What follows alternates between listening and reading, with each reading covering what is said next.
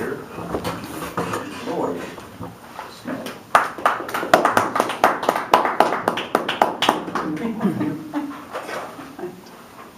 As I mentioned earlier, this is a somewhat unusual speech project because it says here what I'm supposed to evaluate is Vicky's ability to address and diffuse challenges presented by the audience. In other words, the speech was pretty much irrelevant, which is kind of odd, because it was actually a very good speech. It answered a question lots of people have about that sort of thing. Why is it that so many people are willing to go so far, spend so much, and so on, in order to participate in things like that? That leads me to the one thing, it says here, you may want to work on something. That would be filling in the background. I think there are probably people in here who are thinking right now, what is Jack Canfield training? In other words, what is it? You're very familiar with it, obviously, but I don't think the rest of us really are. And that made it probably a little awkward for our role players. I began to wonder whether our role players were actually going to speak out. What was I going to say?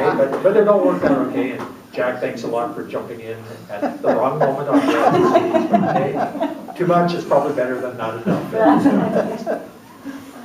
It tells me here to watch for professional behavior, respectful interaction with audience members, and use of strategies to refocus the audience on the member's speech. I thought you really were professional. You have a calm, personable manner anyway, and that alone really diffuses agitation or anxiety or anger or whatever that you might see in an audience. It was coupled with an obvious enthusiasm for your topic, and that helps too. When you're listening to somebody who's excited about something, it's pretty hard to be unhappy with what they're saying, and you exploited that really well. Whether you meant to or not doesn't matter, it worked, and that's the point. You're really good at what this speech was supposed to do. What you might want to work on is more of the same. In the real world, it's probably fairly rare to get heckled during a speech, but when it happens, it can be a big deal. I taught high school for 26 years, and so I'm kind of familiar with that potential to happen.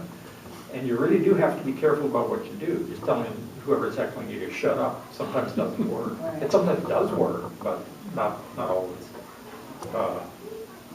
But that's really the only thing I can think of. You handled this very well. Now, of course, our role-playing hecklers weren't as aggressive as, for obvious reasons, as you might see. But anyway, this was a strange little assignment. I thought you did it really well, fulfilled all the objectives. It was interesting to see.